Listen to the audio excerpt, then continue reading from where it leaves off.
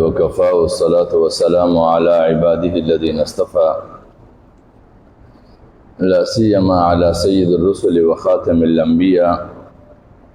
وعلى آله وصحبه ومن بهديه مهتدى. أما بعد فأعوذ بالله من الشيطان الرجيم. بسم الله الرحمن الرحيم.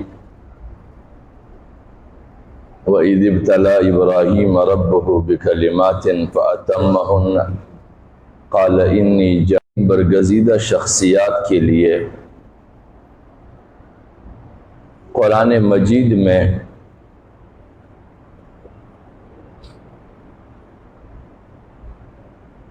ایسے الفاظ استعمال فرمائے ہیں کہ جس کی بنیاد پر دو انبیاء کرام کو نمونہ عمل ٹھہرایا ہے۔ ان میں سے ایک خاص طور پر حضرت ابراہیم علیہ السلام کو اور دوسرا خاتم النبیین حضرت محمد مصطفیٰ صلی اللہ علیہ وسلم کو نمونہ حیات قرار دے دیا ہے۔ اور حضرت ابراہیم علیہ السلام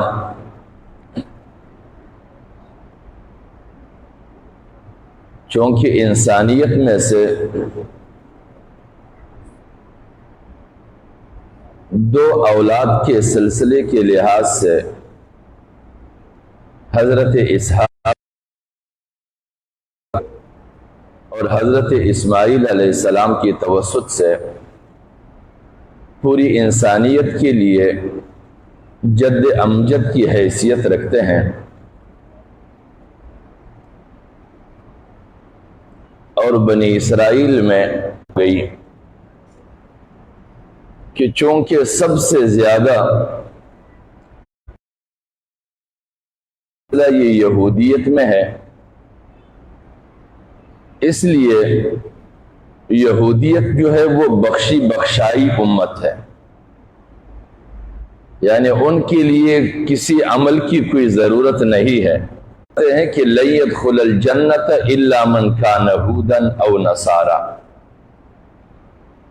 یعنی یہودیت اور عیسائیت دونوں اس زعم اور گمان میں مبتلا تھے کہ جنت میں یہودیوں کے علاوہ کوئی اور داخل نہیں ہوگا، اور عیسائیت بھی اس گمان میں مبتلا ہو گئی کہ عیسائی کے علاوہ کوئی جنت میں داخل نہیں ہوگا۔ اور پھر جب انہیں ان کی اپنی کتابوں میں سے کچھ سنائے جاتے کہ تمہاری ان جرائم کی یہ سزائیں ہوں گی، ان جرائم کی یہ سزائیں ہوں گی، تو پھر وہ ایک اور خیال بیان کرتے تھے، لن تمسنا النار الا ایاما معدودہ، ہمیں آگ نہیں چھوئے گی لیکن ایک محدود میعاد تک۔ اور پھر اللہ رب العزت نے ان کے ان گمانوں کو قرآن مجید میں ذکر فرمایا تاکہ حضور نبی اکرم صلی اللہ علیہ وسلم کی یہ امت بھی ان غلط فہمیوں میں مبتلا نہ ہو جن غلط فہمیوں میں پہلے یہودیت اور عیسائیت مبتلا ہوئی ہے، اور اللہ رب العزت نے ان امتوں کے ان غلط فہمیوں کا باقاعدہ تردید فرمایا ہے۔ تو یہ اس امت کی غلط فہمیوں کے ازالے کے لیے ہے کہ صرف اس گمان کی بنیاد پر کوئی جنت کا حقدار نہیں بن جاتا کہ وہ یوں کہہ دے کہ ہم تو مسلمان ہیں یا ہم اہل ایمان۔ اور قرآن مجید کی صریح ایک آیت بھی ہے کہ احسب الناس ان یترکوا ان یقولوا آمنا وهم لا یفتنون، کہ لوگوں کا یہ گمان ہے کہ وہ صرف اتنا کہہ دیں گے کہ ہم تو ایمان لائے ہیں، وهم لا یفتنون، اور پھر اسے نہیں آزمایا جائے گا۔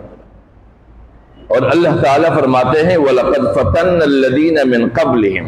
کہ تم سے پہلے والے لوگوں کو بھی اللہ رب العزت نے آزمایا ہے۔ فَلَيَعْلَمَنَّ اللَّهُ الَّذِينَ صَدَقُوا وَلَيَعْلَمَنَّ الْكَاذِبِينَ، ضرور بے ضرور اللہ رب العزت جانے گا کہ کون اپنے دعووں میں سچے ہیں اور کون جھوٹے ہیں۔ لہذا اللہ رب العزت کا یہ معیار جو مقرر کیا ہے، اس معیار کی بنیاد پر قربانی کی تسلسل کے لحاظ سے عید قربان کے اجتماع میں اور اس کے دوسرے دن جمعے میں بھی اسی موضوع پر بحث ہوئی ہے کہ قربانی یہ حضرت ابراہیم علیہ السلام کی آزمائش کی سب سے آخری مرحلہ ہے۔ اس کی کئی ساری آزمائشیں تھیں۔ پہلی آزمائش کہ ان معبودوں کا انکار کرنا جو معبود ان کے اپنے گھر میں بنائے جاتے تھے، اور پھر اس کے بعد بادشاہ کے خدائی کے دعوے کی تردید کرنا، بادشاہ کے مد مقابل آنا،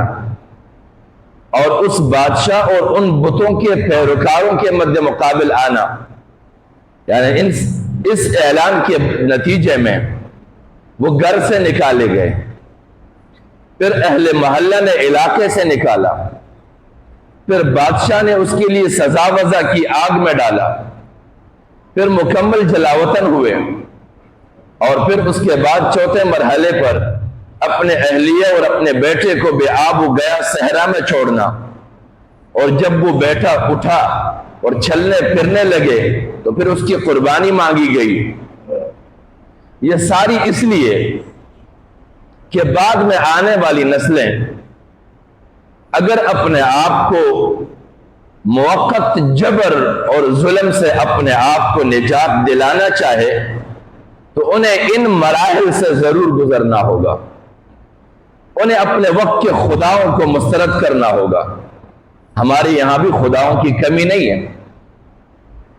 اس وقت ہمارے خداؤں کی جو جماعتیں بنی ہوئی اس ملک میں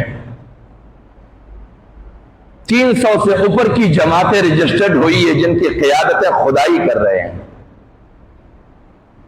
تو ہمارا یہ زمانہ بھی خداؤں سے لبریز ہے،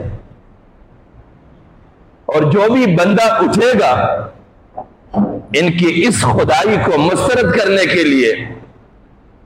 انہیں اپنے گھر کے بارے میں بھی پریشان ہونا پڑے گا، انہیں اپنے وطن کے حوالے سے بھی پریشانی اٹھانی پڑے گی، انہیں اپنے عزت کے حوالے سے بھی پریشانی اٹھانی پڑے گی، انہیں اپنے مال اور جان کی حفاظت کے لیے بھی پریشان ہونا پڑے گا،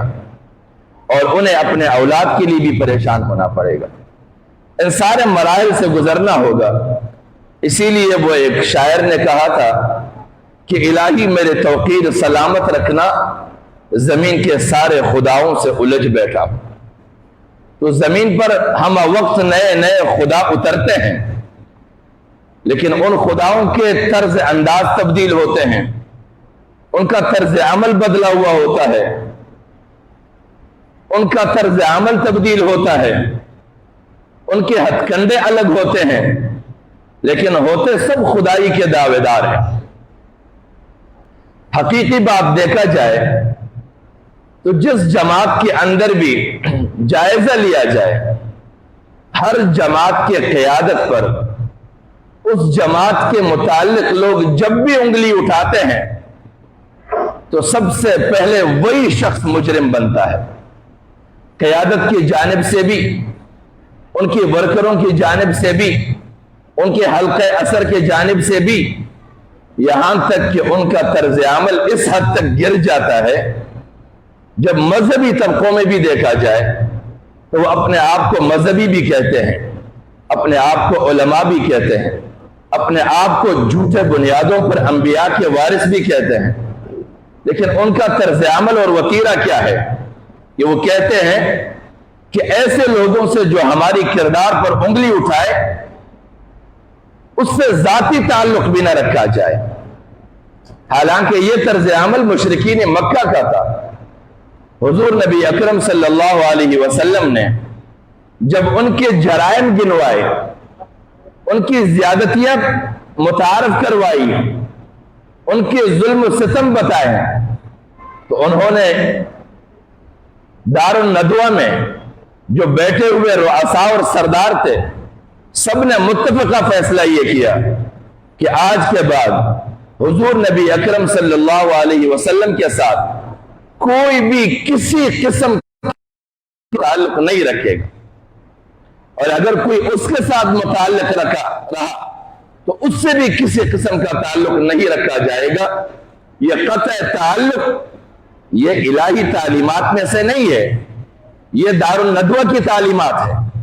اور حضور نبی اکرم صلی اللہ علیہ وسلم کی بندگی کی بنیاد پر سب کے سب بھائی ہو ایک دوسرے کے، کیونکہ اللہ کے بندے تو سب ہیں۔ اخوت انسانی کو پیش نظر رکھنا ہے، اخوت ایمانی نہیں۔ وَكُونُوا عِبَادَ اللَّهِ إِخْوَانًا، اخوت انسانی ہے۔ تو یہاں پر اگر جائزہ لیا جائے تو ہماری اس زمانوں کی خدا جو خدا بنے ہوئے ہیں ان کی یہاں انسانی اخوت کی بھی کوئی گنجائش نہیں ہے۔ علیہ السلام کی سنت پر عمل کرنے والے، قربانی دینے والے ہیں، ان کا یہ جائزہ لینے کی انکار کرنے کی جرات رکھتے ہیں؟ ان کا یہ دیکھنا ہوگا کہ وہ اپنے گھر سے نکلنے کو گوارا کر سکتے ہیں، یہ دیکھنا ہوگا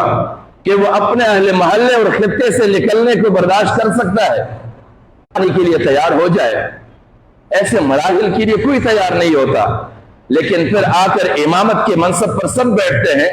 کیونکہ حضرت ابراہیم علیہ السلام سے فرمایا گیا کہ انی جاعلک للناس اماما، کہ تمہیں ان سارے مراحل سے گزرنے کے بعد تمہارے اندر پوری انسانیت کی امامت کو ودیعت رکھا گیا ہے کہ اب تم نے پوری انسانیت کی رہنمائی کرنی ہے، کیونکہ تم ان مراحل سے گزرے ہو، تمہارے اندر یہ ساری صلاحیتیں ہیں۔ اور جب بھی کسی معاشرے میں کسی انسان کے اندر یہ صلاحیتیں سارے پیدا ہو جائے، وہ اپنے اتباع کرنے والوں کے ساتھ خیانت نہیں کرے گا، وہ بکے گا نہیں، وہ جھکے گا نہیں، وہ انسانوں کو نہیں بیچے گا، وہ انسانوں کے سروں کے سودا نہیں کرے گا۔ آج ہماری قیادتوں کا جائزہ لیا جائے تو وہ ہر چوک پہ الگ ریٹ لگوا کے بکتے ہیں۔ ہمارے پارلیمان کے ممبران بکتے نہیں ہیں، ان کی کیا قیمتیں لگتی ہے؟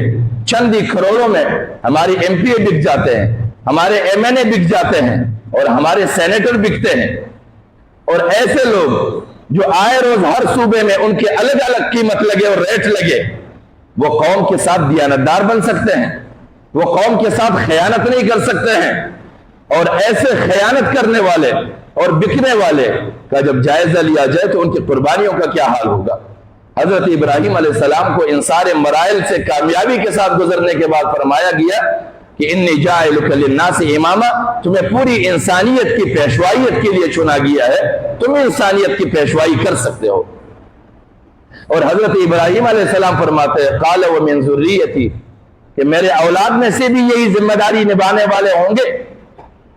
کیونکہ یہ فطری بات ہے کہ جو اپنے لیے پسند کیا جاتا ہے اپنے اولاد کے لیے بھی۔ لیکن اللہ رب العزت نے واضح فرمایا